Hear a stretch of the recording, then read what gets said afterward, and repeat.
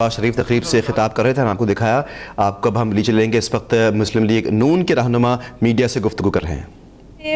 Honourable court जो है वो रोज़ाना की बुनियाद पे ये केस सुन रही है। आज मियां नवाज शरीफ की तरफ से बहस का आगाज़ हुआ। मखदूम अली खान साहब ने उनको रिप्रेजेंट किया।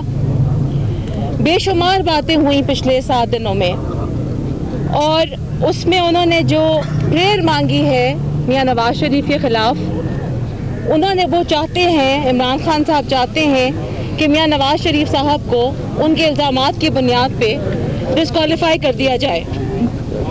ये वाहिद एक प्रेयर है जो मियां नवाज शरीफ साहब के ख़िलाफ़ उन्होंने मांगी है। उसके अलावा उनकी तमाम प्रेयर एक जनरलाइज्ड प्रेयर है।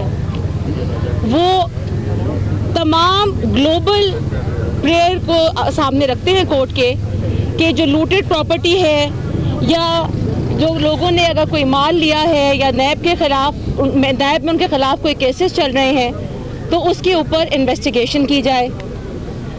वो पब्लिक एट लार्ज के ख़िलाफ़ एक्शन मांग रहे हैं। तो प्रेयर नंबर 2 और 3 पब्लिक एट लार्ज के ख़िलाफ़ है। फिर इन्होंने एक प्रेयर मांगी कि मियां नवाज शरीफ का नाम और उनकी फैमिली का नाम ECL में डाला जाए। और आप सब लोगों ने सुना कि पिछले 7 दिन में मियां नवाज शरीफ के ECL के हवाले से कोई भी आर्ग्यूमेंट PTI के वकील ने नहीं किया।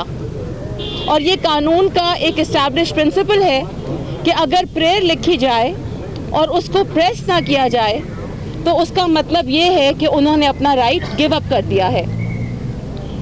फिर इन्होंने एक और प्रेयर मांगी कि सारी शरीफ फैमिली के ख़िलाफ़ वो एक एक्शन चाहते हैं। वो चाहते हैं कि पूरी शरीफ फैमिली के ऊपर उन्होंने कोई ना कोई बात, पूरी शरीफ फैमिली को वो रोप इन करना चाहते हैं अपने आर्ग्यूमेंट्स में। हम ये समझते हैं कि ये इनका एक टैक्टिक है। ये जानते हैं कि बावजूद कि इन्होंने नाम लिया है शरीफ फैमिली के कुछ मेंबरान का, लेकिन इन्होंने कोई ऐसी दरख्वास्त नहीं डाली कि किसी को पार्टी बनाया जाए। ये इस केस में कुछ भी साबित नहीं करना चाहते शरीफ फैमिली के ख़िलाफ़, बल्कि ये इनका एक टैक्टिक है। और ये चाहते हैं कि अदालत के ऊपर सारा बोझ पड़ जाए और अदालत जो है वो खुद से एक्शन ले और ख़ुद से ही फैसले करे। ये अपने हिस्से का काम नहीं करना चाहते, ये सिर्फ इल्ज़ाम तराशी करना चाहते हैं। और जो इनकी आखिरी प्रेयर है, जो कि हर पिटिशन में होती है कि कोई भी एक्शन कोर्ट लेना चाहे तो ले ले, तो ये इनका ये एक सिलसिला कुछ यूँ लगता है कि ये चाहते हैं कि सरकार रोशन ज़मीर है, जो चाहे अता फरमा दें। तो आज हमारा केस सुनना शुरू हुए हैं ऑनरेबल बेंच, और हमारी प्रोसीडिंग्स कल कंटिन्यू होंगी। लेकिन एक बात ये समझ आती है कि पिछले 7-8 दिनों में ख़ास तौर पे और पिछले महीने जब प्रोसीडिंग्स हुई तो जो भी डिमांड्स की PTI ने, उनका ताल्लुक वास्ता उनकी ज़ुबानी कलामी बातों में तो था, लेकिन जो उन्होंने प्रेयर कोर्ट से मांगी है उसमें उसका इशारा भी नहीं मिलता है। बिस्मिल्लाहिर्रहमानिर्रहीम। सबसे पहले तो मैं आप सबको जो इस्लामाबाद के रहने वाले हैं उनको मुबारकबाद देना चाहती हूँ कि आज उनके बच्चों के लिए मियां मोहम्मद नवाज शरीफ ने पहली दफ़ा prime ministers education reform programme के तहत 200 बसों का तोहफ़ा इनॉग्रेशन आज कर दी है। और उस किस्त की पहली जो 70 बसें हैं वो इस्लामाबाद के अंदर आ चुकी हैं और आज उनकी इनॉग्रेशन हुई है। जो सबसे बड़ा मसला था बच्चियों के लिए स्कूल और कॉलेज जाने के लिए कि वो ना जा सकती थी और माँ बाप जो थे वो उनको पब्लिक ट्रांसपोर्ट के ऊपर नहीं भेजते थे, तो आज तमाम वो बच्चियाँ जो इस्लामाबाद के रूरल एरिया में रहती हैं उन सब के लिए प्राइम मिनिस्टर का ये तोहफ़ा आज इनॉग्रेट हो चुका है। और इसके साथ साथ मैं एक मुबारकबाद इमरान खान साहब को भी देना चाहती हूँ कि आज एक और फ़ीता कट गया है।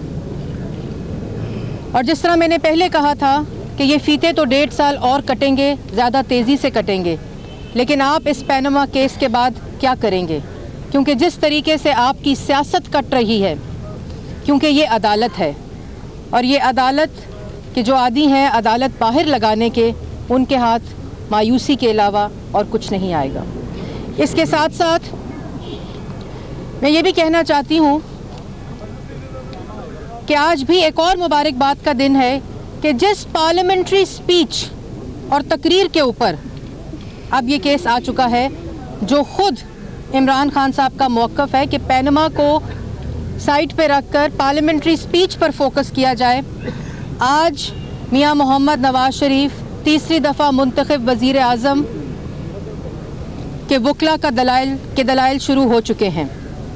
और यही प्राइम मिनिस्टर ने कहा था कि जो भी मुस्तनद फोरम होगा वहाँ मज़ीद दस्तावेज़ पेश किए जाएंगे। तो इमरान खान साहब आज तो वो दिन भी आ गया और तमाम सबूत और एविडेंस जो कोर्ट मांगेगी उनको पेश किया जाएगा। लेकिन आपने जो लहराकर पार्लियामेंट में स्पीच की थी कि ये है वो सबूत प्रॉपर्टीज़ के बारे में, ये है वो सबूत मनी लॉन्ड्रिंग के बारे में, ये है वो सबूत टैक्स चोरी के बारे में, और ये वो है सबूत कि पाकिस्तान की आवाम का पैसा लूटा गया। वो सबूत कहाँ गए? वो कहाँ गए सबूत? क्योंकि जो प्राइम मिनिस्टर की स्पीच को झूठा साबित करना आप चाह रहे हैं, वो तो आज साबित हो गई सच, क्योंकि दलाइल शुरू हो गए, मुस्तनद फोरम के ऊपर एविडेंस पेश कर दिए गए। लेकिन आपने जो झूठ बोला था उसका क्या होगा? उसका जवाब कौन देगा? जिस तरह मैंने कल कहा था कि एक तो ये अदालत है और एक आपकी झूठी इंतशारी सियासत और एहतजाजी सियासत की अदालत है जो आप कंटेनर पे लगाते हैं, लेकिन एक अदालत है खुदा की अदालत, उसको ना भूलें। क्योंकि खुदा ताला झूठ बोलने वाले के साथ जो करते हैं वो हम सबको मालूम है, और अल्लाह ताला तौफीक दे हम सबको सच बोलने की। और अभी भी आपके लिए सबक का वक्त है कि आपने जो वादे किए थे, आपने जो KPK की आवाम के साथ 3.5 साल किया है, उसकी तैयारी करें, क्योंकि जो आवाम की अदालत है उससे आप बच के नहीं जा सकेंगे। बहुत शुक्रिया। पिछले तकरीबन 2 माह से लगातार PTI के वकला दलाइल दे रहे हैं और हम रोज़ाना अदालत में ये देखने आते हैं कि वो सबूत जो ये कौम से को जलसों में और प्रेस कॉन्फ्रेंसों में दिखा रहे थे, शायद वो अदालत में भी दें, लेकिन आज के दिन तक उन्होंने कोई वो चीज़ें जो कि लोगों के सामने कहते थे कि हमारे पास सबूत हैं, हमारे पास ठोस शवाहिद हैं, अदालत के सामने कोई चीज़ पेश नहीं की। कल उनके वकील ने दबे लफ्ज़ों में फैसला सुना दिया है और ये कहा है कि केस वो हार गए हैं। यकीनन एक वकील जो है वो कितनी देर बेजान केस में जान डालने की कोशिश करे जिसमें दलाइल ना हो, सबूत ना हो, वकील कैसा भी हो उसमें जान नहीं डाल सकता। तो नईम बुखारी साहब, मेरा मशवरा है आपको कि जो हारा हुआ मुअक्कल होता है उससे फीस पहले ले लें, बाद में ये फीस भी नहीं देंगे। और खान साहब तो मुकरने में भी शेर हैं, 1 मिनट में मुकर जाते हैं, कहेंगे ये तो सियासी बयान था। तो ये उन्हें मेरा मशवरा है कि उन्होंने बड़ी कोशिश की इस बेजान केस में जान डालने की, मगर जिसमें कोई दलाइल या सबूत ना हो उसमें कोई भी वकील उस केस को नहीं लड़ सकता और जीत सकता। और अदालत में उर्दू, इंग्लिश, पंजाबी सब बातें हुई, लेकिन काम की बात कोई नहीं हुई। शायरी भी हुई, अदाकारी भी हुई, लेकिन कोई सबूत पेश ना किया जा सका। और आज शेख रशीद साहब ने दलाइल दिए हैं। इस सीरियस केस में ये एक मज़ाहिया हिस्सा था उसका, क्योंकि इसमें मज़ाक के अलावा कोई चीज़ नहीं थी। शेख साहब ने दलाइल नहीं दिए, वास्ते दिए हैं कि किसी तरह नवाज शरीफ, जिसको वो जीत नहीं सकते, जिसकी तस्वीर लगाकर वो 6 दफ़ा मेंबर कौमी असम्बली बने, वो उन्हें कबूल नहीं कर रहा, किसी तरह अदालत से उनकी जान छूट जाए, लेकिन जो अवाम की अदालत से जीता है नवाज शरीफ, वो आईनी अदालत से भी जीतेगा, क्योंकि केस हम लेकर आए हैं सबूतों के साथ और हर उस मुसद्दका डॉक्यूमेंट्स के साथ जो कि वादा किया था प्राइम मिनिस्टर ने कौमी असेंबली में। तलाल साहब एक सेकंड हमारी बात सुन लीजिए। मैं इसी पे आपकी प्रेस कॉन्फ्रेंस करते हैं, इसीलिए हम इसी के लिए हमने कहा पहले आप बात कर। ऐसा हुआ है कि अभी ये हमारा जी मुझे पता चला है आपने बात की है। बना रहा था, उसका कैमरा सही बात केस की बात हो रही है और मैन हैंडलिंग भी करने की कोशिश। भाई मैं ये कह रही हूँ, मैंने आपकी बात सुनी है। आपको बताता है इस प्रोटोकॉल दे रही थी आगे गाड़ी में फ्रंट सीट पर बनाया गया था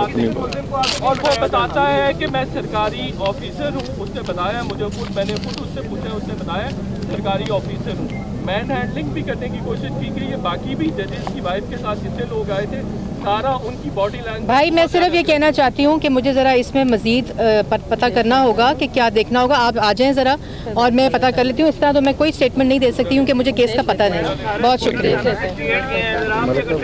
आ जाए जी।